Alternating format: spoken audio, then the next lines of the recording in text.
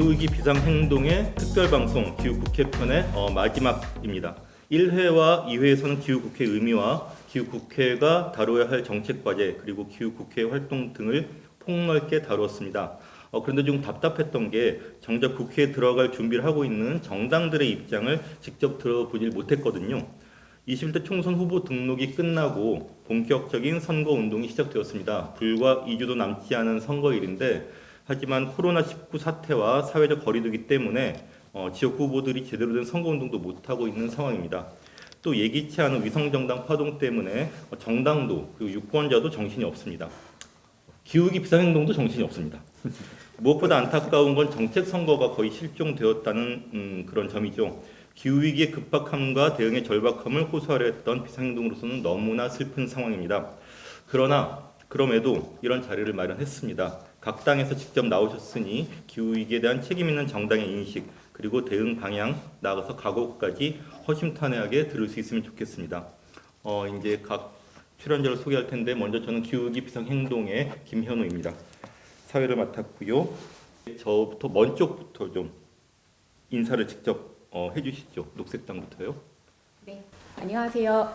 녹색당 총선 비례대표 1순위 후보 고은영입니다. 저는 해수면이 가장 빠르게 상승되고 기상이변이 이미 오래전부터 시작된 제주 녹색당 공동운영위원장이기도 합니다. 또한 작년 7월 28일 우리나라에서 최초로 기후위기 비상사태를 선언한 정당의 대표주자이기도 합니다. 오늘 다양한 정당의 후보님들 그리고 정책 담당자들과 이렇게 이야기 나눌 수 있게 되어서 굉장히 기쁘게 생각하고요.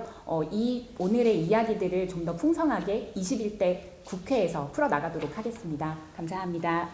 네, 다음 대한민국 당 부탁드리겠습니다. 대한민국 사람은 대한민국 당입니다. 기호 25번 대한민국당 비례대표 2번 김현승 대한민국당 공동대표입니다.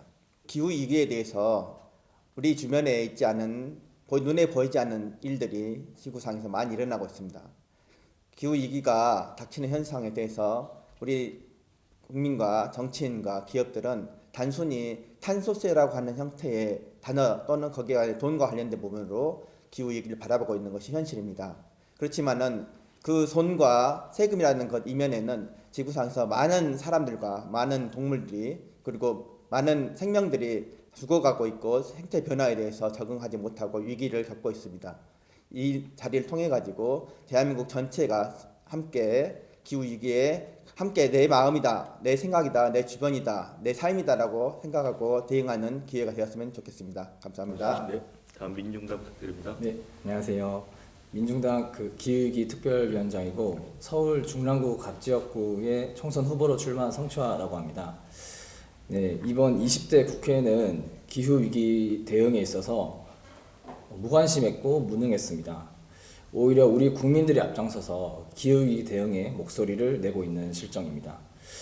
저희 민중당도 더욱 분발해서 기후위기 대응에 불을 더욱 지필 수 있도록 하는 불쏘시개가 되도록 하겠습니다. 감사합니다. 네, 미래당. 네, 반갑습니다. 미래당 부산시당 대표 손상호입니다. 이번에 비례대표 4번으로 출마했고요. 저희 미래당은 26번입니다.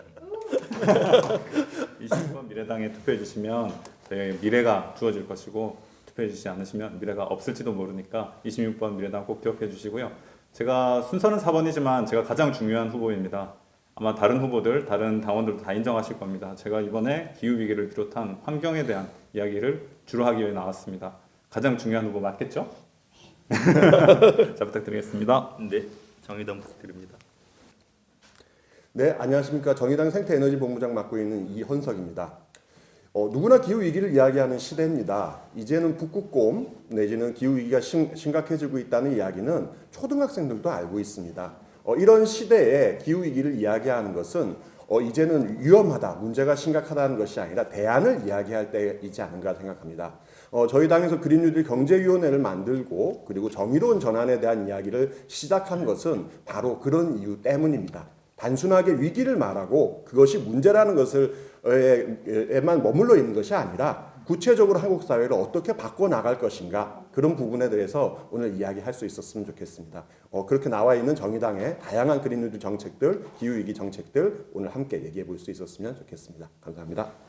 네, 감사합니다. 나와주신 그 토론자 분들이 선거 유세를 하는 것처럼 사실 이거 선거 유세입니다. 진지하게 해주셔서 감사드리고요. 보시면 느끼셨겠지만 지금 아쉽게도 원내 제1당과 제2당이 초청에 응하지 않으셨습니다. 더불어민주당은 선거가 시작돼서 너무 바빠서 나올 사람이 없고 비례 후보를 내지 않아서 좀 곤란하다 이런 말씀을 이유로 주셨는데 시청자 여러분이 좀 판단해 주시면 좋겠고요. 미래통합당은 이 정책 담당자한테 계속 연락과 메일을 했으나 응답이 없었습니다. 역시 좀 감안해서 판단해 주시면 되겠습니다. 첫 번째로 저희가 말씀을 나눌 것은 한국 사회와 정치권에서 기후위기 인식과 대응이 어떤지를 좀 먼저 평가를 해보는 순서입니다. 기후위기 비상행동의 1, 2회 방송을 보셨는지 모르겠는데 사실 우리로서는 매우 절박한 마음에 그리고 진지하게 지난 20대 국회가 기후위기 대응에 무능했거나 자기 임무를 방기했다는 점을 여러모로 질타를 했습니다. 아프게 보셨는지 모르겠습니다.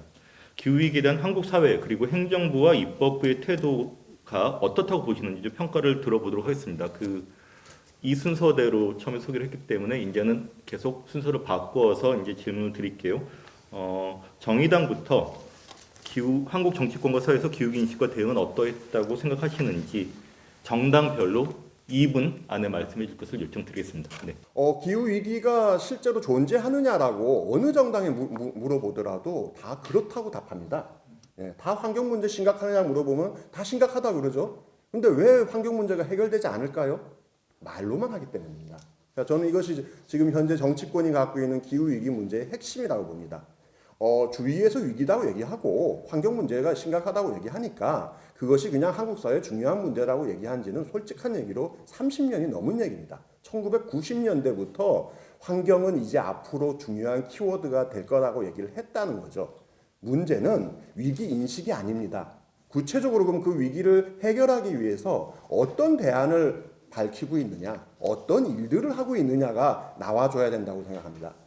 전혀 안 되고 있는 거죠. 기후위기 문제 마찬가지입니다. 그동안 기후변화 문제가 심각하다고 국회 기후변화 관련해서 여러 회의가 있을 때마다 얘기가 많이 나왔습니다. 하지만 국회에서 실제로 기후위기 문제, 기후 비상선언에 대해서 특별 결의안을 가장 먼저 낸 정당은 어디냐? 정의당입니다.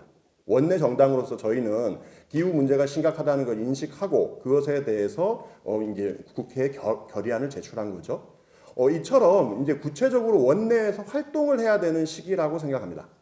그리고 그러한 정책을 통해서 내부의 국회 내부에서 있는 것들이 말잔치가 아니라 구체적인 변화를 이끌어내는 그런 현실적인 실질적인 힘이 필요한 시점이라고 보고요. 그런 의미에서는 원내에 있는 정의당이 구체적으로 대안과 정책을 가지고 앞으로 이런 변화를 이끌어낼 수 있지 않겠는가 그렇게 생각합니다. 네, 잘 들었습니다. 미래당. 네. 잊어서는 안 되는 일이 있고 빠져서는 안 되는 자리가 있다고 생각합니다. 그런데 잊어서는 안 되는 일이라고 하면 예를 들어서 오늘이 4월 3일이니까 제주에서 있었던 그런 슬픈 역사를 잊어서는 안 될 것이고 오늘처럼 이 중요한 기후위기 정책 토론회가 있는데 이런 자리는 빠져서는 안 되겠죠. 그런데 빠진 분들이 우리 대한민국의 아주 유력한 정당들이라는 것이 너무 안타깝습니다. 그분들도 똑같이 기후위기 말씀은 하시는데 본부장님 말씀하신 것처럼 정말 말뿐인 위기, 전혀 위기감이 없는 위기라고 생각합니다. 그런 식으로 해서 전 국민들이 그린피스에서 조사했을 때 유권자분들의 70% 이상이 벌써 이번 총선에서 가장 중요한 의제가 기후위기라고 말씀을 하셨는데 그것에 응답할 정당이 현재 국회 정의당 예, 감사합니다. 있는 것 같습니다. 너무 안타까운 현실이라 생각하고 이번 21대 총선에서는 이런 걸 꼭 바꿔야 한다라고 생각합니다. 네, 감사합니다. 민주당 부탁드릴게요. 네, 저는 이 과정에서 이제 입법부의 역할이 좀 매우 중요하다라는 생각이 들고 거기에서 첫 번째로 평가해 볼 것은 집권 여당인 더불어민주당에 대해서 좀 평가가 좀 필요하다고 봅니다. 2050년 탄소 제로 사회를 실현하기 위해서 중장기 계획이 필요하다. 라고 하면서 최근에 내놓은 정책과 공약이 있었습니다. 하지만 구체적 예산 마련과 관련된 방안들이 매우 좀 부족한 상황입니다. 이것은 사실 그 기후 위기와 관련해서 우리 국민들이 대응을 촉구하고 있는 목소리를 내고 있고 눈치를 보는 것은 확인이 되지만 적극적인 대응을 추진하기에는 각 산업 부문과 결탁되어서 눈치를 보는 점도 있기 때문에 좀 갈팡질팡하고 있고 좀 가기를 머뭇거리고 있다라고 생각을 합니다. 그리고 두 번째로는 제1야당인 미래통합당은 미세먼지 대책과 관련해서 공공기관의 친환경 자동차 의무 구매를 100%로 해야 된다 이런 이야기들을 하고 있는데요. 사실 다른 정책을 별로 볼 게 별로 없습니다. 사실 근데 지금 미래통합당이 이야기하고 있는 이 정책도 지난해 정부가 2021년까지 시행 추진 의지를 밝혔던 내용입니다. 저는 제1야당인 미래통합당이 이와 관련해서 기후위기 대응에 적극적인 의지가 없다라고 하는 걸 넘어서서 그냥 정부가 하자는 대로 따라가는 의사인가 하고 좀 의심을 하고 있습니다. 그래서 기후위기에 적극 대응하는 모든 시민사회단체와 제 정당이 힘을 모아서 집권 여당을 잘 견인하면 보수 야당도 뒷공무니를 잘 쫓아오리라고 생각을 합니다. 이상입니다. 대한민국당 부탁드리겠습니다.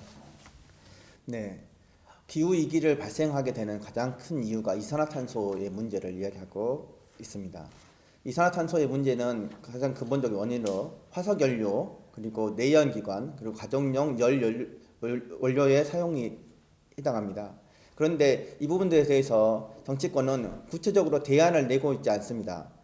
정치권은 이 문제에 대해서 가장 중요한 근본 원인들에 대한 대안적인 생활화 부분들, 환경에서 영향을 고려해야 되는데 단지 탄소세와 탄소세를 거래하기 위해서 기업들이 조치하는 행동에 대한 가이드라인을 제시하는 것 정도로만 생각하는 거죠. 너무 안이한 생각입니다. 이것은 산업과 그리고 시설들 그리고 기구와 그리고 사용 방법에 대한 대안으로 제시해야 됩니다. 우리가 코로나19 대응에서 나타난 것은 뭐냐면 첫째는 마스크를 쓰는 것, 두 번째는 1m 이상 거리를 두는 것, 세 번째는 사람들이 모이는 곳에 가지 않는다는 그런 가장 기본적인 원칙에 따라 행동했기 때문에 사람들이 특히 대한민국이 더 안전해지고 있는 것이거든요. 그렇기 때문에 우리 정치권들은 과감하게 기존의 산업들에 얽매여 가지고 발목이 잡혀 가지고 탄소세 또는 돈의 거래 관점으로 이 기후 위기를 바라볼 것이 아니라 현재의 전기를 발생시키고 있는 시설들, 화력발전소를 중심으로 해서 시설들과 그리고 자동차 중심으로의 내연 기관들의 대응 기술 그리고 가정용 연료를 어떻게 사용할 것인가 이런 부분에 대한 대안 기술들을 과감하게 정부가 투자하고 국민들이 수용하는 형태의 그런 공동의 노력을 통해서 변화시켜야 될 필요가 있다라고 생각합니다. 네, 감사합니다. 녹색당 부탁드리겠습니다. 네, 요새 정책 협약식 정말 많이 하고 있는데요. 정책 질의서도 많이 답변을 보내드리고 있습니다. 농민, 주거, 빈곤, 사회적 경제, 먹거리 모든 전 영역의 정책 협약식과 간담회를 진행할 때 관련 대표진들, 실무진들이 가장 우려하는 사회적 위험 요소는 기후 위기입니다. 이미 이 세계를 살아가는 동료 시민들은 이 기후 위기의 심각성을 온 몸으로 그리고 자기 영역에서 체감을 하고 있습니다. 그렇기 때문에 기후 위기 비상행동에서도 환경 단체, 에너지 단체뿐 아니라 340여 개의 단체들이 모이고 한 목소리를 낼 수 있는 것이겠죠. 하지만 행정부와 입법부 어떻습니까? 이런 인식 그대로 공유하고 있습니까? 기존의 관료 체계에서 벗어나지도 못한 채 칸막이 행정 그대로 진행하고 있습니다. IMF 22년 전이었습니다. 그때와 지금의 의사결정권자들이 얼굴이 정말 똑같습니다. 저는 IMF 키드이기도 한데요. 그때 문제를 해결했던 그 위기를 돌파했던 그런 정책들은 지금 유효하지 않습니다. 새로운 상상들이 필요하고 국회 안에서 기후국회를 만들어서 GDP가 아닌 다른 깨끗한 물 그리고 맑은 대기 그리고 기후 재난에 대비하는 도시계획 산업 전반의 재편 이런 것들을 그린 뉴딜이라든지 다양한 기후국회의 구체적인 입법 활동 이런 부분들을 통해서 실행을 해야 한다고 생각합니다. 여기 계신 분들과 함께 어깨 나란히 하면서 그런 것들을 마련을 해가는 것 무엇보다 중요하고 지금 국회의 얼굴을 바꾸는 그 일 또한 무엇보다 우리에게 시급한 과제임을 통감하고 있는 2020년입니다. 감사합니다. 네, 모두 감사드리고요. 잘 들었습니다. 나와주신 분들은 하나같이 기후위기의 그 시급성, 그 다음에 대응의 필요성을 말씀해 주셨는데 저희가 기억을 더듬어 보아도 지난 20대 국회 또는 19대 국회에 거슬러 보아도 녹색성장 기본법 하나 만든 것 말고는 이렇다 할 그 기후 대응 입법이 없었던 것 같고요. 예산 편성에 있어서도 이렇게 기후 변화 대응에 관한 특별한 노력이 없었던 것 같습니다. 그리고 국회의원은 입법권과 예산 편성권이 제일 중요하지만 의원 개개인의 또 정당 대표자의 어떤 발언하고 활동을 통해서 국민들에게 정말 무엇이 중요하고 국민과 그 사회가 어떻게 움직여야 되는지를 알려줄 수 있는 기능도 있는데 그런 점에서도 굉장히 한계 없다고 좀 질타할 수밖에 없다는 걸 말씀을 드리고 말씀을 들어본 것처럼 이렇게 21대 국회는 정말 달라야 된다. 그런 문제의식을 먼저 좀 환기를 해주셨다고 봅니다. 다음 이야기할 주제는 각 당의 주요한 기후 정책을 좀 들어보는 순서입니다. 기후위기 비상행동이 이제까지 각 당이 선관위에 제출한 그 10대 주요 정책도 살펴봤고요. 주요 공약도 저희가 쭉 훑어봤습니다. 근데 직접 각 당의 기후 정책의 핵심 문제의식과 내용을 간략히 설명해 주시기 바라겠습니다. 제가 들어보고서 추가 질문도 드리겠습니다. 이번에는 다시 순서를 바꿔서 그 녹색당부터 말씀 부탁드립니다. 기후위기에 대응하는 것을 녹색당은 이미 2019년부터 총선의 주요 아젠다로 삼았습니다. 그리고 녹색당이라고 하는 정당, 8년 동안 한국 사회에서 정당사를 만들어내었던 이 정당에서는 기후정의 그리고 탈탄소를 위한 사회를 구현하는데 가장 앞전선에 서 있어 왔다고 생각을 합니다. 이번 총선을 준비하면서 저희는 앞서 정의당에서도 언급을 해주셨는데요. 그린 뉴딜이라는 1호 공약을 이미 2월에 발표를 한 바가 있습니다. 그 뒤에 민주당에서도 동일한 공약을 냈습니다.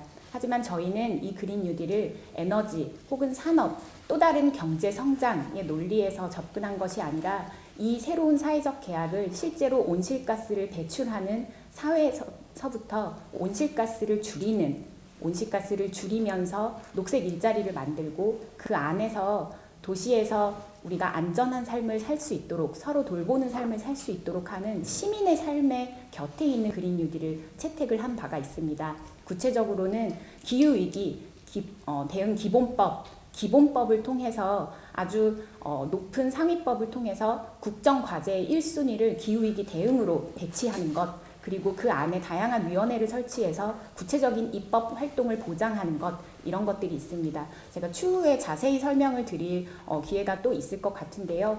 방금 말씀드린 그린 뉴딜 이외에도 저희 5명의 비례대표 후보들이 있습니다. 저희 5명의 후보들 모두 기후위기 대응 후보들입니다. 5명 모두가 기후위기 대응을 함께 이야기하고 있고 제가 오늘 이 자리에 나와서 대표 주자로서 말씀을 드리지만 녹색당의 1만 당원 모두 기후위기 대응 활동가이자 기후정의 활동가이고 현장 모든 지역에서 기후위기를 막기 위해서 온몸으로 노력하는 시민들입니다. 이 시민들이 국회에 진입을 해야 합니다. 국회에 가서 반드시 기후국회 만들도록 하겠습니다. 고맙습니다. 네, 다음 대한민국당 부탁드립니다. 기후 위기를 얘기할 때 이 방금 전에 말씀드렸던 바와 같이 이산화탄소와 관련되어 있는 문제들은 사회 기반 시설, 인프라의 문제입니다. 다시 말하면 발전소의 문제, 자동차의 문제, 가정용 연료의 문제인 거죠. 우리가 가정마다 가스관이 들어와 있어서 그것들을 사용하는데 그 가스관을 어떻게 바꿀 것이냐 문제, 그리고 자동차가 있는데 경유차하고 휘발유차가 있는데 어떻게 바꿀 것인가의 문제, 그리고 화력발전소가 전국에 펼쳐져 있고 원자력 발전소가 전국에 있는데 그것을 어떻게 바꿀 것인가의 문제는 인프라에 관련된 부분이고요. 그 다음에 행정의 문제입니다. 그런데 이 행정의 문제를 바꾸는 기반이 되는 것이 바로 정치에서 법을 어떻게 바꾸느냐의 문제이거든요. 그런데 정치를 바라보고 있는 분들이 이 관련된 이익권단체들 또는 기업들에 의해서 눈치 보기 또는 거기에 끌려가는 상황에 의해서 법이 움직이지 않고 있기 때문에 이 현재 상황이 끊이지 않고 자꾸만 문제로 대두되고 있는 것이거든요. 이 부분은 과감하게 저희 대한민국당에서는 행정에서 먼저 기반 시설을 바꿔가고 대체 기술들을 국가에 보급하는, 그리고 가정에 보급하는 형태의 정책으로 과감하게 추진하려고 합니다. 대한민국이 지금 현재 전 세계에서 앞서 나가게 된 가장 기반이 되는 부분들은 IMF 이후에 인터넷을 보급하는 데 있어서 엄청난 노력을 했기 때문에 지금 현재 대한민국 사회가 바뀌어 있는 것은 누구나 다 인정할 수 있는 부분입니다. 그 인터넷 보급하는 데 있어서 정치권이 산 일이 아무것도 없습니다. 정부에서 먼저 나서가지고 과감한 정책을 선도해가지고 이익이 되는 것들을 투자를 했고 그 투자 결과로서 인터넷 키즈들이 지금 나와서 각 분야에서 그리고 전 세계에서 앞서 나가고 있는 것이거든요. 그리고 새로운 문화를 만들어내는 데 있어서 주역이 됐습니다. 지금 기후위기를 바라볼 때도 우리 대한민국은 먼저 행정에서 정부가 과감하게 발전소하고 내연기관 그리고 가정용 연료를 바꾸는 대체 기술들을 시설들을 그리고 사회 습관들을 사용 습관들을 바꾸는 노력들을 할 수 있도록 정부가 과감한 투자를 해야 된다고 생각하고 있고요. 그런 투자에 기반해 가지고 거기에 그 투자에 대해서 변화에 대해서 저항하는 기업들이나 또는 여러 세력들이 있었을 텐데 그분에 대한 보상 또는 그들의 새로운 대안의 먹거리를 만들어 줌으로써 사회가 근본적으로 바꿔줄 수 있는 그런 인식의 변화까지 이끌어질 수 있다고 봅니다. 대한민국은 항상 선도적인 역할을 해가지고 전 세계를 놀라게 하고 그들의 우리 대한민국 가치를 인정받았습니다. 지금 이 기후위기와 관련해서도 대한민국은 선도적인 새로운 비전과 새로운 결과들을 보여주면서 전 세계를 바꿔나갈 수 있다고 믿습니다. 감사합니다. 네, 감사합니다. 민중당 부탁드립니다. 네, 이 기후위기 대응에 있어서 입법부가 역할이 아까도 중요하다고 얘기를 드렸었는데요. 행정부가 강제로 움직이고 기업을 규제하기 위한 입법부의 활동이 중요하다. 그런 데 있어서 기후위기를 대응하는 관련 법안들 마련이 시급한 상황이다라고 하는 걸 먼저 말씀드리고 싶고요. 두 번째로는 기후위기는 또 사람마다 계층마다 위치는 또 불평등 문제가 같이 걸려 있습니다. 특히 노동자, 밖에서 일하고 기후에 영향을 받는 노동자들 그리고 주거 취약계층 등을 비롯해서 이렇게 먼저 영향을 받는 사람들을 위해서 여러 가지 권리들이 좀 보장될 필요가 있다라고 생각을 합니다. 그리고 세 번째로는 지역에서 이런 기후위기에 대응할 수 있도록 하는 정부의 전담기구와 관련해서 좀 더 내실화를 하는 작업이 좀 필요하다고 보고요. 마지막으로는 재생에너지와 관련된 R&D 투자와 함께 그 신규 사업과 이런 산업 지원이 좀 필요하다 이런 생각이 듭니다. 구체적으로는 이 정부가 정책을 수립하는 데 있어서 탄소 예산 상환제를 법제화를 해서 돈이 중심이 아니고 예산이 중심이 아니라 탄소를 중심으로 해서 탄소가 배출되는 것을 감내를 하고도 꼭 필요한 사업인지 정책인지를 먼저 평가를 한 다음에 이 정책대로 추진할 수 있도록 하는 법제화가 좀 필요하다고 생각합니다. 그리고 아까도 얘기하셨던 것처럼 이 석탄 화력 발전소 문제가 굉장히 시급하다고 보고요. 이것은 각 당에서 2030년까지 폐지를 주장하는 정당들이 있는데 저는 조기 폐쇄가 중요하다고 봅니다. 노후화된 것부터 시작해서 조기 폐쇄를 해야 되고 신규 계획이 잡혀 있는 그 발전소들은 다 백지화해야 한다고 생각합니다. 아울러서 이제 노동자들 특히 건설이나 이런 다양한 직종에서 일하는 분들을 위해서 야외에서 일하시는 분들이 좀 위기가 생겼을 때 작업 중지권을 발동할 수 있도록 해야 되고 직종별로 폭염 대책이 좀 필요하다고 봅니다. 그리고 국가 주도의 에너지 전환과 관련해서 실제 이 탄소 기반 산업의 이 노동자들이 그 일자리 실업 문제가 좀 걸려 있는 게 있기 때문에 고용 보험을 비롯해서 국가에서 적극적으로 무상 교육 지원과 함께 좀 필요하다, 지원이 좀 필요하다라고 생각이 들고 네, 이렇습니다. 네, 이상입니다. 네, 감사합니다. 미래당 부탁드립니다. 네, 저희 미래당이 이번 통선 10대 정책 중에 기후행동 참여소득이라는 이름으로 제가 10대 정책의 하나를 제안하고 있습니다. 이거 원래 제목을 기후방위대 지원법이라고 하려고 했거든요. 기후방위대 지원법. 네, 기후방위대 지원법. 그런데 도대체 그럼 기후방위대가 뭔지부터 설명을 해야 되니까 너무 어렵다 하셔가지고 저희가 조금 더 이 성격에 맞게 이름을 바꿨습니다. 기후행동이라고 한 건 결국 얘기하면 기후위기에 대한 대응 행동이겠죠. 그건 개인들의 차원에서도 할 수 있고 기업에서도 할 수 있고 정부에서도 할 수 있고 하겠지만 전 국민들이 이 기후위기에 대해서 이제는 이거 기후위기가 진짜 위기냐 아니냐 이런 단계를 넘어서 이 위기를 어떻게 극복할 것이냐라는 문제의식을 같이 공유할 수 있도록 하게 그런 촉진하게 하는 역할을 기대하고 있습니다. 간단하게 말씀을 드리면 그럼 아까 앞에서 말씀드린 대로 기후위기에 대한 대응 행동을 하는 개인이든 단체든 거기 있는 소속 구성원들에게 거기에 해당하는 합당한 그런 소득을 참여소득이라는 이름으로 이렇게 제공을 하는 것이죠. 그렇게 함으로써 자기가 거기에 동참하는 것에 대한 프라이드를 가질 수도 있고 그런 것들이 전 국민에게 확산되는 효과가 있을 거라 생각합니다.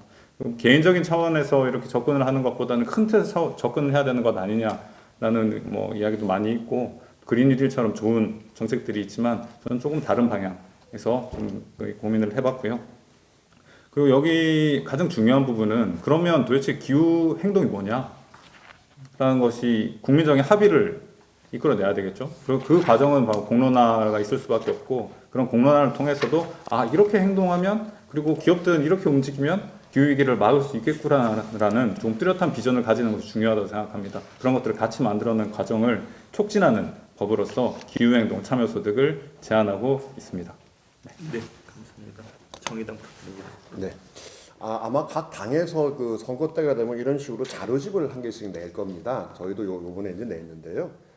2020 정의로운 대전환. 일단 제목이 이렇습니다. 그러니까 보통 우리가 기후 얘기를 얘기할 때 정의로운 전환 얘기를 많이 하는데요. 사실은 한국 사회를 어떻게 변화시킬 것인가라는 측면에서 굉장히 기후 문제를 중요하게 보고 있고 심지어 지금 그 자료집 제일 첫 부분에 나오는 얘기가 그린 뉴딜 경제로부터 시작을 합니다. 그만큼 지금 당 내에서 기후 위기와 관련한 지금 중요성들은 굉장히 중요하게 제일 첫 부분에 얘기할 만큼 중요하게 보고 있습니다. 구체적으로 저희 당에서 지금 얘기하고 있는 그 기후 위기와 관련한 정책을 말씀드리면요. 사실 기후 위기는 두 가지가 중요합니다. 장기적인 형태의 목표, 즉 온실가스를 얼마나 줄일 것인가에 대한 목표가 있어야 되겠고요. 그래서 보통 2050년 목표를 얘기하는데 이게 너무 먼 미래의 얘기입니다. 30년 뒤의 얘기인 거죠. 따라서 단기간에 최근 5년 혹은 10년 안에 뭘 성취하겠느냐 이 두 가지가 함께 나와야 됩니다. 정의당은 이와 관련해서 2050년까지 탄소 배출을 0으로 만들겠다. 순배출 제로를 라는 목표를 설정했고요. 이 목표를 달성하기 위해서 앞으로 10년 동안 2040년도까지 온실가스 배출을 지금의 절반으로 줄이겠다라고 얘기를 했습니다. 사실 이 기본적인 목표를 중심으로 해서 이 지금 당의 모든 계획이 다 짜여졌다라고 보시면 될 것 같습니다. 예를 들면은 2030년도까지 전기 생산의 40%를 재생에너지로 하겠다고 했습니다. 아무리 계산기를 두드려 봐도 현재 정부가 잡고 있는 2030년도 재생에너지 20% 목표라든가 또는 또 그 외에 좀 더 많이 잡아서 2030년도 목표 이런 수치를 가지고는 도저히 탄소 배출을 절반으로 줄일 수가 없다는 거죠. 또한 그것을 줄이기 위해서 저희는 앞으로 10년 동안 200만 가구의 집을 리모델링하는 사업을 추진하겠다라고 했습니다. 엄청난 돈이 많이 들어갑니다. 저희는 10년 동안 GDP의 약 1%에서 3% 정도의 재원을 투자하겠다 그랬습니다. 평균 잡아서 GDP의 2%씩 10년씩 하게 되면은 1년에 대략 한 40조씩 돈을 투자하는 겁니다. 400조 이상의 돈이 들어가는 거죠. 엄청난 돈이 어디서 나느냐 얘기하겠습니다만은 IMF 당시에 국가 재정으로 투입됐던 금액이 다 합쳐서 159조입니다. 뉴딜이라는 것은 이렇게 단기간에 굉장히 많은 공적 투자를 통해서 성과를 달성하는 것이라고 생각합니다. 따라서 그런 정책을 통해서 한국 사회를 근본적으로 바꾸기 위한 그런 정책을 꼼꼼하게 따져가는 그런 역할들을 저희는 제시하고 있고요. 나중에 또 말씀드릴 일이 있겠습니다만 자세한 거는 자료집에 홈페이지에 들어가 보시면 다 있으니까요. 자세히 보시면 더 좋을 것 같습니다. 네, 말씀 잘 들었습니다. 중요한 말씀들을 해주셨지만 시간을 좀 덜 쓴 당이 녹색당하고 미래당이 좀 덜 쓰신 것 같아요. 그렇죠? 그래갖고 간단히 질문 추가로 드릴 테니까 30초 정도 답변해 주시면 좋겠습니다. 먼저 녹색당은 다른 당들은 이 탈핵을 특별히 강조하지 않는데 2030년 탈핵을 좀 앞에 놓은 것 같아서 어떤 의도이고 어떤 내용인지 좀 답변 부탁드리고요. 미래당은 그 이후 행동 참여소득 이런 공약을 내셨는데 이 재원을 어떻게 마련할지 그거 조금 설명 부탁드리겠습니다. 녹색당부터. 에너지를 어디서 생산할 것이냐를 이야기하기 이전에 이 에너지 집약적인 사회를 어떻게 해체하고 재구성할 것이냐를 논의하는 정당이 녹색당이고, 그 과정에서 탈핵은 언제, 탈탄소는 언제라는 로드맵을 이번에 총선에서 제시를 한 것입니다.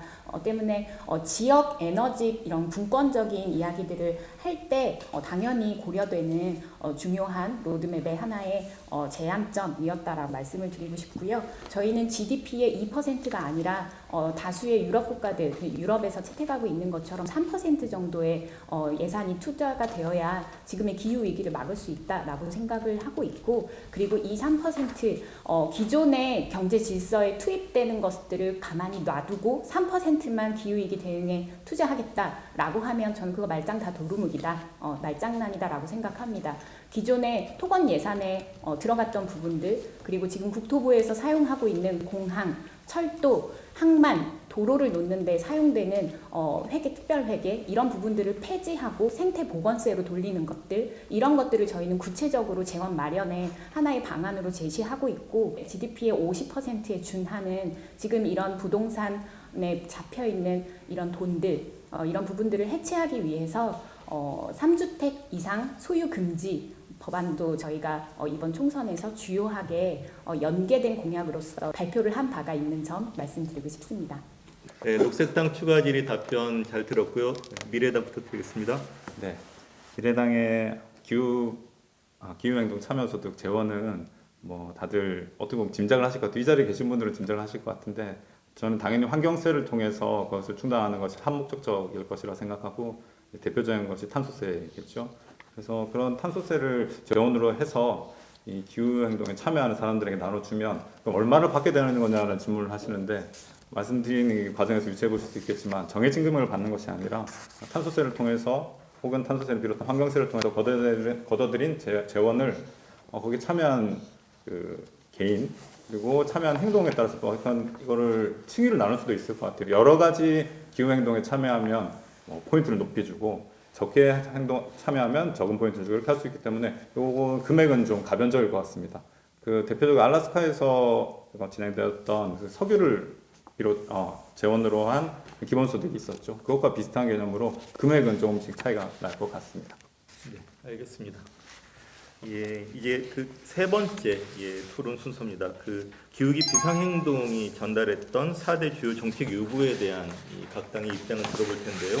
4대 정책 요구는 첫 번째로는 국회가 기후위기 비상선언을 결의할 것, 두 번째로 기후위기 대응법을 제정할 것, 세 번째로는 기후위기 대응을 위한 국회 특별위원회를 구성할 것, 그리고 네 번째로는 이를 위한 그 예산 편성 법제도를 강구해서 기후위기 대응의 기반을 조성할 것, 이렇게 네 가지였고요.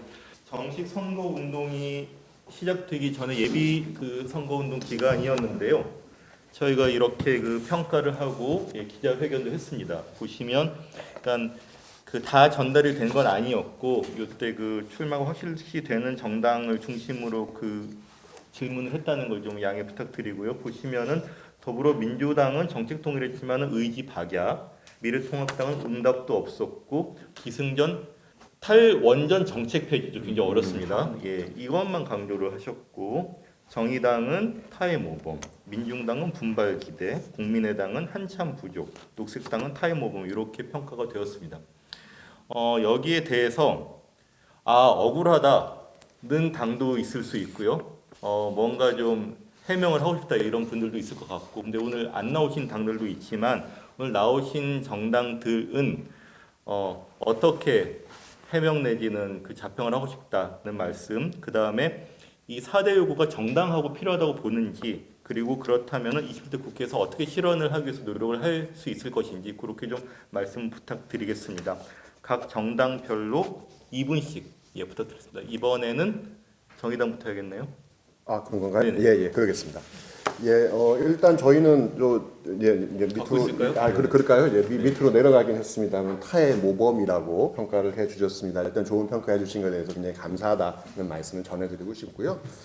일단 4개 건과 관련해서는 이제 국회에서 기후 비상선언 결의안을 통과시켜야 된다. 저희는 이미 이제 제출을 했는데 저희가 지금 원내 사실 국회의원이 6명밖에 없는 굉장히 작은 정당입니다. 그러다 보니까 통과시키기에는 턱없이 부족한 상황이고요. 21대 국회에서는 여러분들이 많이 좀 성원해 주시면 좀 더 이게 통과시키는 것에 저희가 더 적극적으로 노력할 수 있을 것 같습니다. 기후위기 대응법 저희 뭐 적극 동의하고요. 특히 건설 문제 그리고 탈탄소로 가기 위한 여러 가지 기반을 마련해야 된다. 저희는 뭐 적극적으로 다 동의하는 내용입니다. 한 가지 저는 보충하고 싶은 것이 있는데요. 지금 두산중공업 문제로 굉장히 그 논란이 굉장히 뜨겁습니다. 지금 뭐 일각에서는 이것이 정부의 탈원전 정책 때문에 이런 일들이 생긴 거다라고 하고 있습니다만은 이미 언론에 많이 나와 있는 것처럼 이 두산중공업은 원래 핵발전소로부터 얻는 수익보다 석탄발전소로부터 얻는 수익이 훨씬 더 많은 데입니다. 지금 당장 1조를 빌려줬는데 올해 안에 또 추가로 4조 원의 빚을 갚아야 되는 상황입니다. 이걸 어떻게 할 것인지 사실은 저는 정의로운 전환의 해법이 필요한 시기라고 봅니다. 이미 지금 1,000명에 가까운 지금 두산중공업 노동자들이 이제 명예퇴직을 요구받고 있는 상황이고요. 이것이 이제 밑에 있는 하청 업체라든가 인근 그 중소 상인들 또는 이제 지역 사회까지 펼친다면은 굉장히 사회적인 파장이 클 겁니다.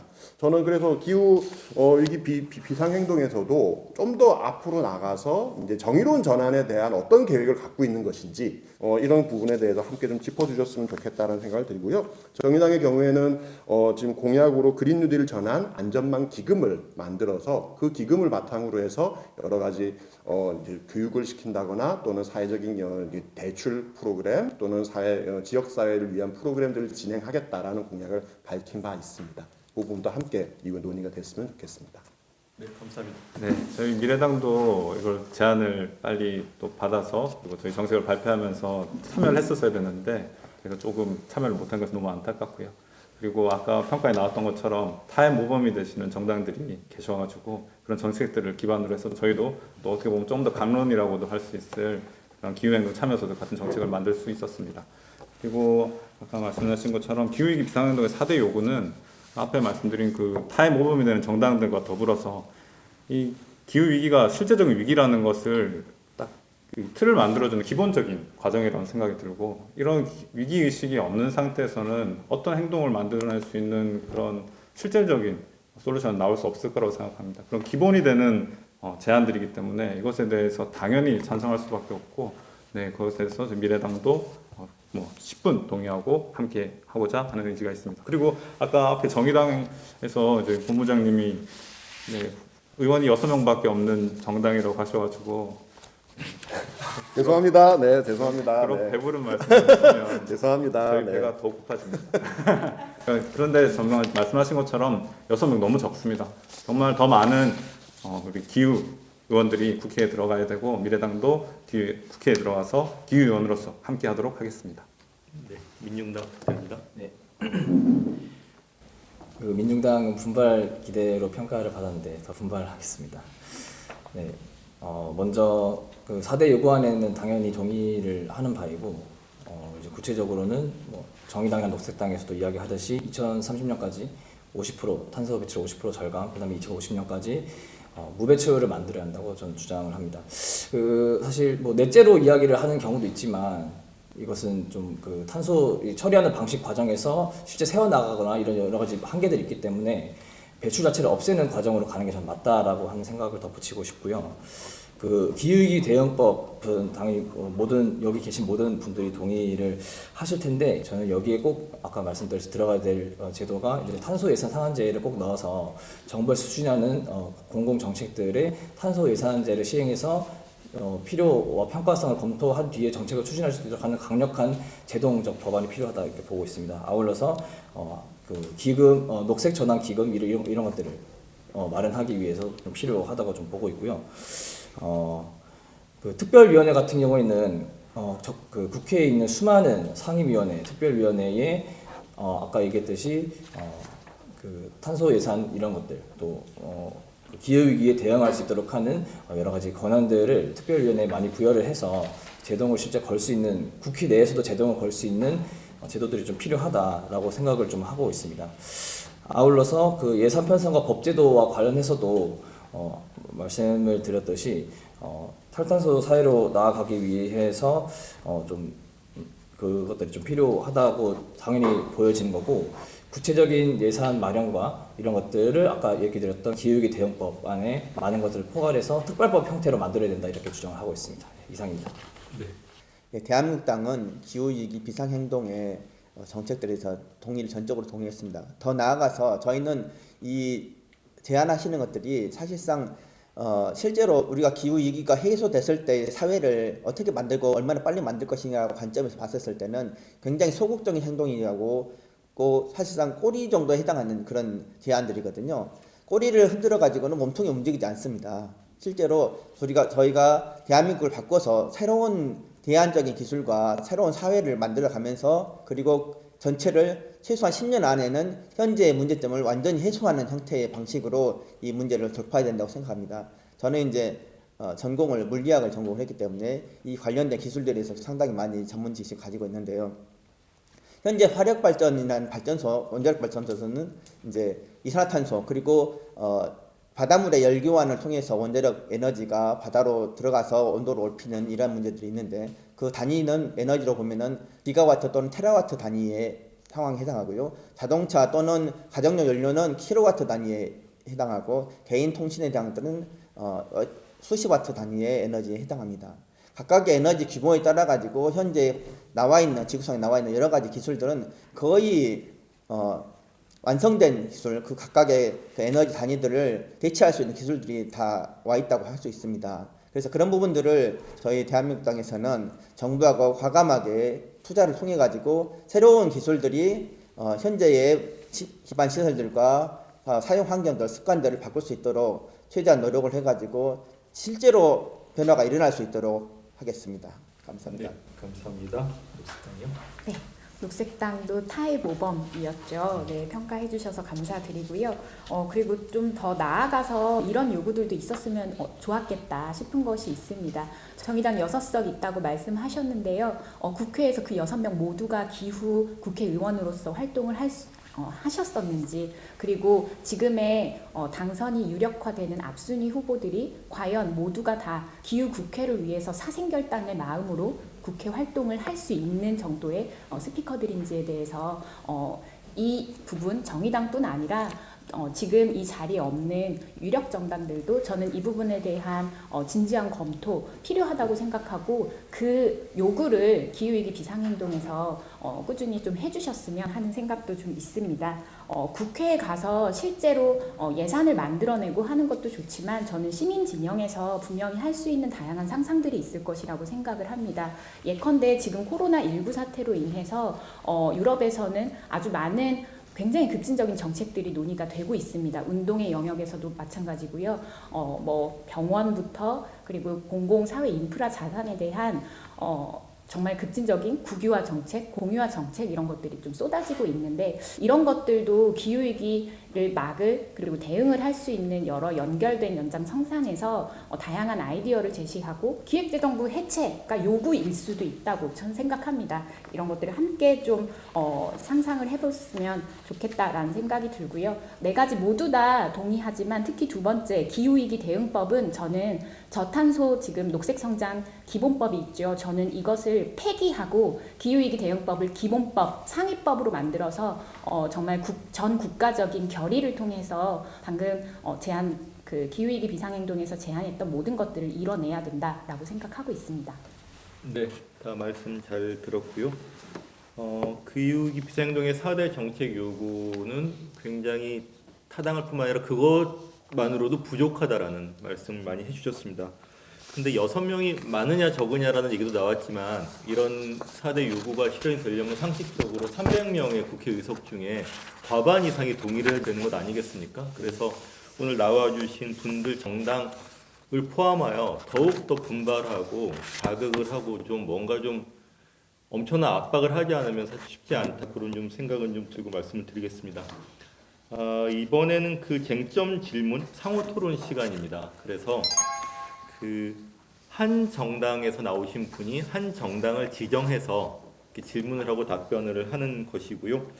질문은 1분, 답변은 2분으로 이제 제한을 하겠습니다. 그런데 오늘 제1당과 제2당이 출연을 안 하셔서 근데 얘기를 좀 더 좀 알맹이 있게 풍부하게 하려면은 빼고는 얘기할 수는 없을 것 같아서 좀 고민을 하다가 오늘 출연하지 않은 당, 그러니까 예를 들어서 더불어민주당이나 미래통합당을 포함하여 모든 당에 대해서 질문과 의견 개진이 가능하도록 그렇게 좀 했으면 하고요. 오늘 나오신 분들도 다 동의를 하셨습니다. 그래서 어느 당한테 질문 의견 하겠다라는 말씀을 해주시고 1분 동안 질의를 하시면 되겠고요. 만약에 여기 안 나온 당은 답변할 사람이 당장 없기 때문에 2분 정도 질문 의견을 하셔도 될 것 같습니다. 그럼 다시 순서대로 녹색당부터 상호 토론 해주시면 되겠습니다. 네, 여기 저는 미래당 이번에 저희가 최근 한 달간 굉장히 가까워졌는데요. 네. 미래당 후보님께 좀 여쭤보겠습니다. 네. 그 출마하신 이후에 부산에서 기후위기 비상행동 작년에 이제 행동에 적극적으로 참여하시고 또 조직하시고 했던 여러 가지 좀 장면이나 에피소드들을 듣게 됐습니다. 근데 당시에 시민들을 어떻게 조직해서 그리고 또 지금 그 열망들은 어떻게 이번 총선에서 조직화되고 있는지 이런 부분들을 사실 좀 활동가이자 정치인으로서 파트너로서 좀 듣고 싶다라는 이런 생각을 좀 하고요. 그리고 지금 부산에서 부울경 지역이야말로 탈핵에 대한 요구 굉장히 계속되고 있습니다. 여기에 대해서도 좀 한 말씀 해주시면 감사하겠습니다. 이번에 정말 저희가 사실은 오프라인에서 굉장히 많은 활동들을 했어야 하는데도 이 코로나 전국 때문에 그거를 못했죠. 부산도 마찬가지였습니다. 이것들을 계속 이어가는 시차 어떻게 보면 약간 전환점으로 삼기 위해서 많은 시민단체에서 함께 그리고 정당들이 참여해서 함께 그런 기획들을 했었는데 그것들이 다 무산되어서 너무 안타깝습니다. 그리고 국민들도 어떻게 기후위기가 중요하다는 인식을 갖고 계시지만 그것이 이번 총선에서 모든 이슈를 지금 잡아먹고 있는 코로나에 가려서 그것들이 좀 희석되어 버린 것 같습니다. 근데 국민 여러분께 진짜 정말 말씀드리고 싶은 것은 코로나도 기후위기다. 그리고 코로나가 기후위기다라는 말씀을 꼭 드리고 싶고 앞으로도 이 기후위기 대응에 있어서 함께 이 코로나 대응만큼이나 더 시급하게 이렇게 감치해 주셨으면 좋겠고 정부에 대해서는 더 말할 필요가 없겠죠. 네. 그리고 탈핵 부산 시민연대에서 제가 또 집행위원으로 활동을 하고 있습니다. 그리고 또 개인적인 에피소드를 좀 말씀드리면 2011년 후쿠시마 사고가 있었을 때 제가 그때 요코하마라는 일본에 멀지 않은 곳에 있어서 그 진동을 느끼고 그리고 그 실시간으로 중계되는 그 영상들, 끔찍한 영상들을 봤습니다. 그래서 그때 저는 당연히 이제 일본을 비롯해서 가까운 대한민국은 물론이고 모든 나라가 탈핵으로 전환이 되겠구나 라는 좀 순진한 생각을 했던 것 같아요. 그런데 몇 년 지나지 않아서 일본에서부터 다시 재가동연대가 나오고 또 그것이 진행되고 있고 정말 안타깝습니다. 정말 위기라는 얘기를 우리가 하지만 그런 위기를 도대체 얼마나 큰 위기가 닥쳐야 변화가 오는 건가 라는 점에서 좀 안타까움이 있고 그런 위기가 닥치기 전에 우리가 준비를 해야만 그 위기에 대응할 수 있을 것입니다. 말씀하신 것처럼 핵 발전소에서 사고가 일어나면 지금 후쿠시마처럼 됩니다. 앞에 체르노빌도 있었고 스리마일도 있었고 후쿠시마도 있지만 다음 이 네 글자는 대한민국이 될 수도 있다는 것에 대해서 우리 모두 좀 경각심을 가졌으면 합니다. 이상입니다. 이번엔 대한민국당에서 상호 토론 시작하시겠습니다. 기호 25번 대한민국당은 26번 미래당에 질문을 하고 싶습니다. 네. 어쩌면 이렇게 대한민국의 미래가 다 결정되는 것 아니겠습니까? 네.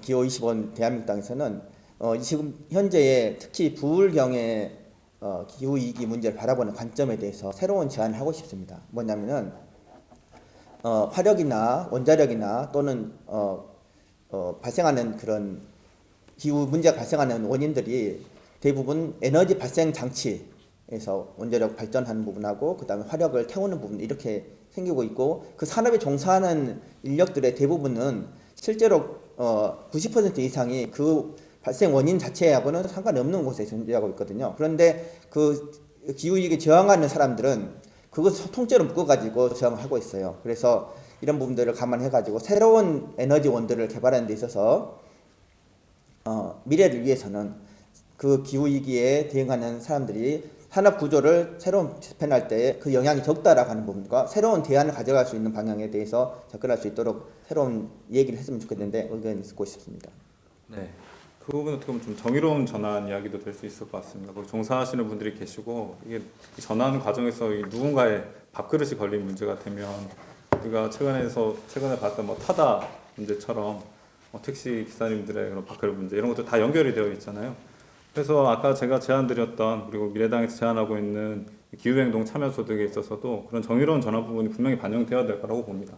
어떤 산업에 종사하던 분들이 탄소를 조금 덜 배출하는 산업으로 전환할 때 이런 것들이 지원이 될 수가 있겠죠. 그리고 에너지를 조금 덜 사용하는 방향으로 전환이 될 때 그런 것들을 촉진하는 방향으로 그리고 그 과정에서 줄어드는 소득을 보완해 줄 수 있는 방향으로 이렇게 지원이 돼야 될 것이라 보고 저는 이미 그런 업종에 종사하고 계시는 노동자분들도 이 기후위기에 대한 위기의식은 이미 똑같이 가지고 계시다고 생각합니다. 그렇기 때문에 분명히 동참해 주실 수 있고 그에 대한 보완과 응원이 함께 병행된다면 함께 전환해 갈 수 있을 거라고 생각합니다. 말씀해 주신 것처럼 불경 지역에서도 마찬가지고요.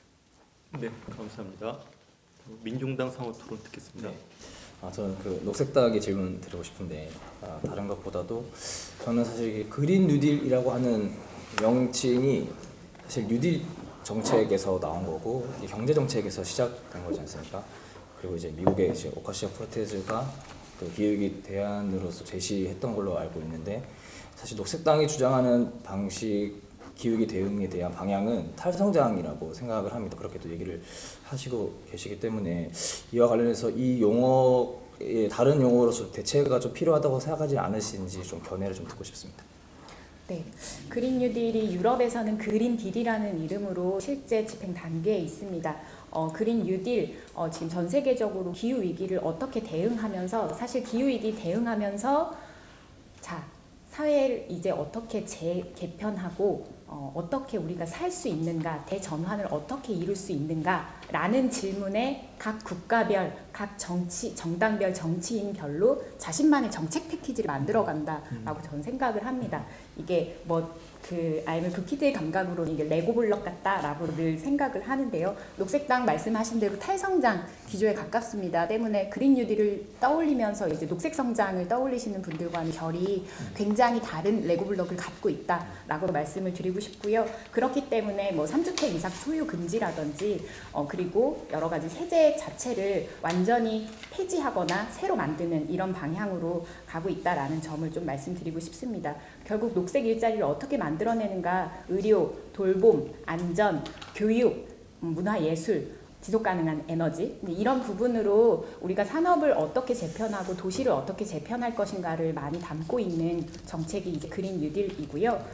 방금 여러 가지로 이제 그린 뉴딜이라는 것에 대해서 말씀을 좀 해주셨는데요. 정의당과 민주당의 그린 뉴딜 각자 굉장히 다양한 성격들을 가지고 있습니다.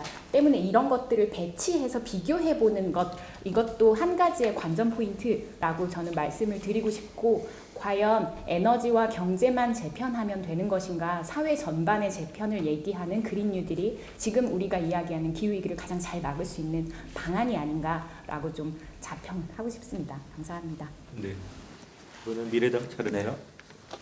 정의당에 조금 질문을 드리고 싶고 약간 확인을 하고 싶은 생각이 네. 들었습니다. 아까 민중당에서도 말씀을 해주셨지만 목표의 순배출 제로를 말씀하셔서 사실 저는 이 넷제로 부분은 탈핵 운동에 있어서는 약간 행위과처럼 약간 멀리 있는 손에 잡히지 않는 기술을 가지고 이야기하는 것 같아서 조금 안타까운 그리고 그것들이 목표 설정 자체가 잘못된 것 아닌가라는 그런 인식이 좀 있습니다. 근데 아까 말씀 중에 순배출 제로를 말씀하셔서 이 부분에 대해서 조금 약간 더 부연 설명을 좀 드리고 싶습니다. 좋은 질문 감사합니다. 이게 굉장히 많이 나온 질문입니다. 순배출 제로가 실제로 오실가스를 줄이는 것이 아니라 일종의 구멍 같은 거, 루프홀 같은 이런 것을 만드는 하나의 일종 꼼수 아니냐라는 비판들이 있습니다. 실제로 순배출 제로를 어떻게 만드냐에 따라서 굉장히 큰 구멍이 만들어질 수도 있습니다. 근데 또 다르게 표현하면요. 저희가 지금까지 얘기했었던 탄소 순배출 제로는 그런 꼼수, 즉 대표적으로 CDM이라든가 JI 같은 이 여러 가지 또는 이제 배출권 거래 제도를 통한 이런 이제 배출을 줄이는 것에 대해서는 저희는 반대한다라는 입장을 분명히 얘기했고요. 사실 배출이 완전 제로가 될 수 있겠느냐? 이건 여러 가지 논란들이 있습니다. 대표적으로 농사를 많이 지으면 논농사를 많이 지으면은 온실가스가 늘어나요. 거기서 이제 기본적으로 메탄가스가 나오기 때문인 거죠. 그러니까 현실적으로 탄소 배출이 0이 되는 것은 쉽지 않다. 그렇기 때문에 어쩔 수 없이 순배출 제로라는 개념이 나오게 된 겁니다. 그런 것이고요. 그런 측면들에서는 이제 이런 실질적으로 온실가스를 감축하기 위한 노력을 어떻게 기울일 것인가가 이후에 탄소 배출 제로 계획에서는 핵심이라고 보고 이거를 뭐 어떤 그 시장주의적으로 배출권을 거래한다거나 이런 식으로 해서 가는 것에 대해서는 저희는 단호히 반대한다 이렇게 말씀드리고 싶습니다. 네. 끝으로 정의당 사무처. 네, 저는 사실은 원래 그렇게 룰을 주셨는데 아무도 나와 있지 않은 당에 대해서는 얘기를 안 해주셔서 저희는 더불어민주당에 대해서 얘기를 하고 싶습니다. 3월 16일자로 더불어민주당에서 그린 뉴딜 정책을 발표해 주셨습니다. 저희가 사실 그린 뉴딜 정책을 굉장히 야심차게 준비한 것이기 때문에 사실 민주당에서 그린 뉴딜 정책이 나온다는 얘기를 듣고서는 굉장히 많은 기대를 했습니다. 근데 막상 나온 것이 4페이지짜리 문서가 다 안 돼요. 저희가 이제 논평도 냈습니다. 이게 사실은 그린도 아니고 뉴딜도 아니라고 봅니다. 왜 그러냐면요. 뉴딜은 아까도 말씀드린 것처럼 굉장히 많은 공적 자금을 투입한다는 계획입니다. 어디에도 얼마를 투입한다는 계획이 없습니다. 이게 뭐 얼마를 어떻게 투입한다는 걸 알 수가 없고요. 또 하나는 그린이라고 했는데 원래 정치권에서 쓰는 말 중에 돌려 쓰는 말들이 있습니다. 중장기적인 계획을 세우겠다거나 또는 사회적 논의를 시작하겠다거나 이런 것들은 안 하겠다는 표현하고 사실 비슷하게 이해가 됩니다. 근데 보시면은 2050년 탄소 제로 사회 비전을 포함하여 다양한 사회적 논의를 진행하겠다는 겁니다. 그래서 사실 정말로 탄소 배출 제로를 하겠다는 것인지 문서 어디를 봐도 저는 좀 알기가 힘듭니다. 그래서 오늘 나오셨다면 이런 문제에 대해서 질문도 좀 하고 싶고 그랬었는데요. 그래서 저는 그린 뉴딜이라는 표현은 쓰고 있습니다만은 저 개인적으로는 이 정책은 그린 뉴딜 정책은 아니다. 라고 좀 평가를 하고 싶은데 그것에 대한 더불어민주당 정책위원회의 입장을 말씀해 주셨으면 좋겠습니다. 오늘 안 나오셨으니까 뭐 다른 형식으로라도 얘기해 주셨으면 좋겠다는 말씀 드리고 싶습니다. 네. 일종의 영상 편지 같은 거. 예, 그런 거죠. 네, 보셨으면 꼭 답변해 주시기 바랍니다. 마지막으로 이제 기후국회 오늘 나오신 분들 정당들 다 그 기후국회를 염원하는 만큼 꼭 이제 국회 들어가시기를 바라는 마음이고요. 들어가셔서 이제 그 기후국회에 대한 다짐, 녹색당부터 그 정리 말씀 겸 그 각오의 말씀 1분씩 부탁드리겠습니다. 네, 녹색당이 8년 동안 주장해왔던 조용한 선거 지금 진행되고 있습니다. 다만 정책이 실종됐고 시민들과의 접점이 사라졌습니다. 전기 사용량이 낮아지고 비행기 이동량이 줄어들었다고 합니다.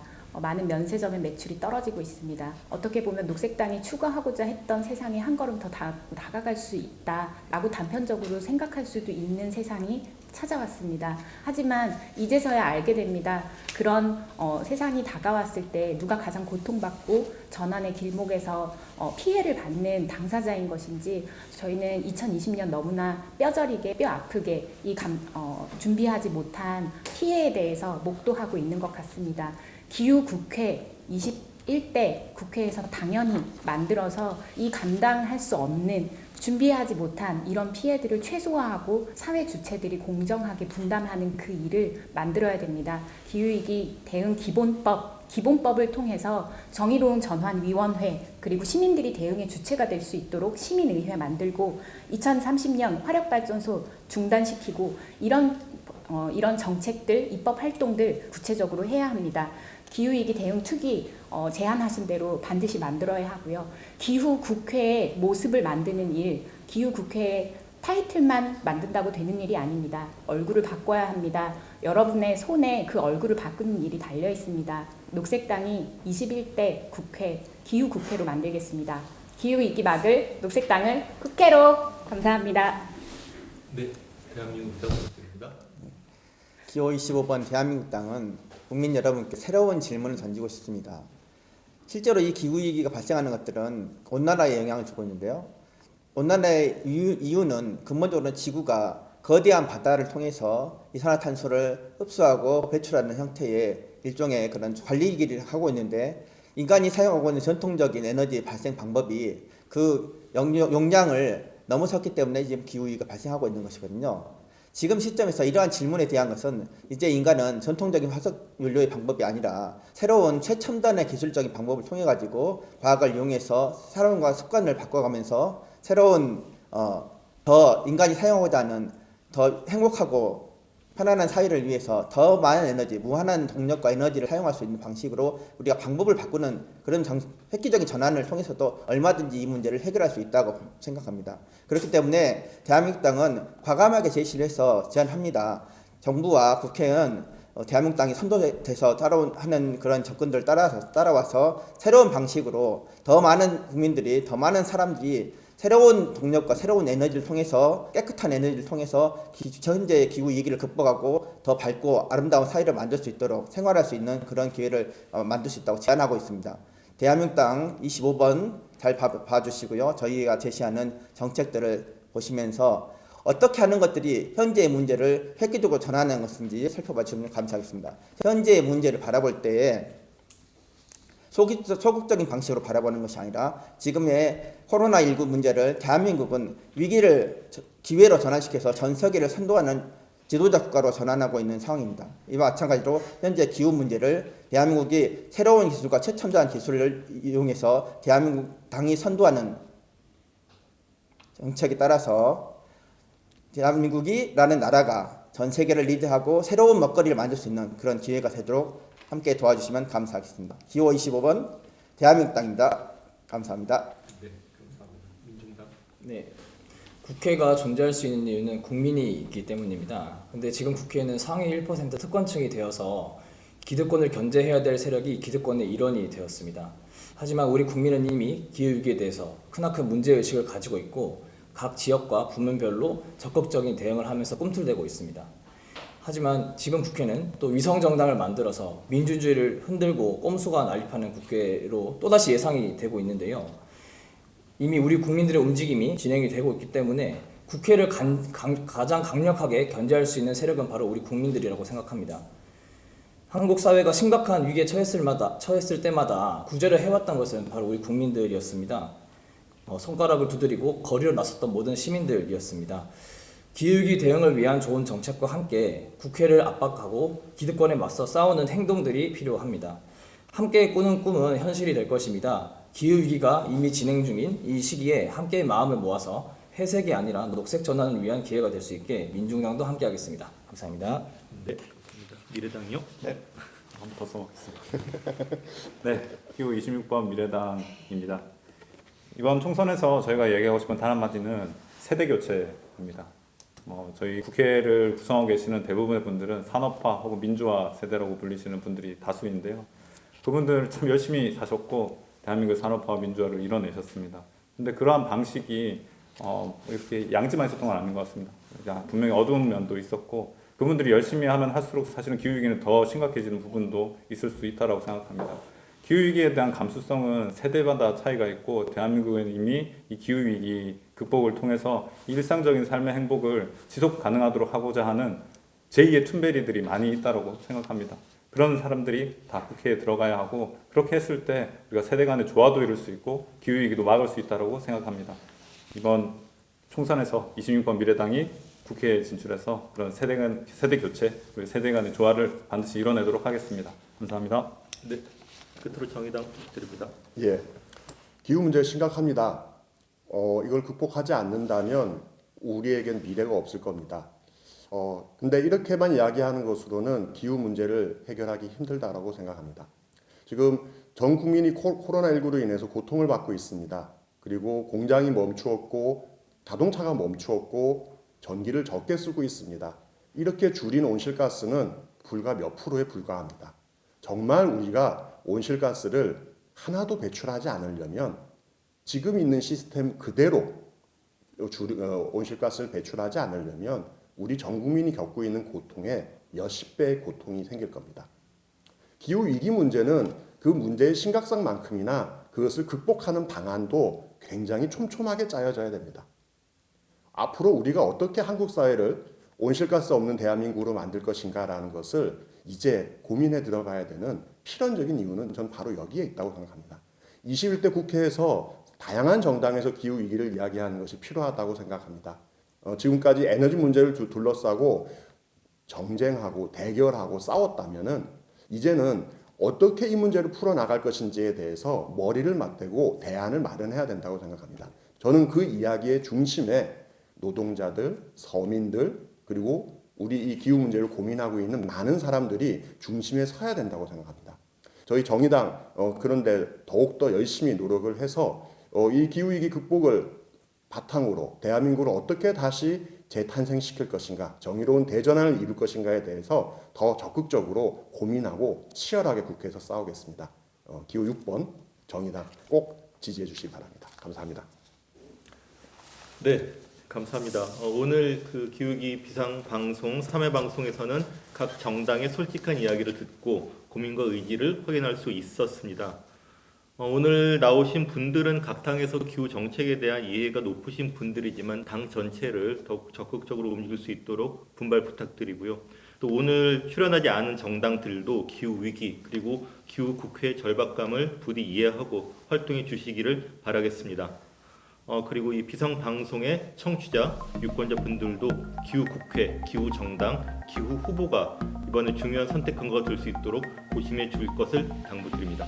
그럼 이것으로 마치겠습니다. 수고하셨습니다. 네.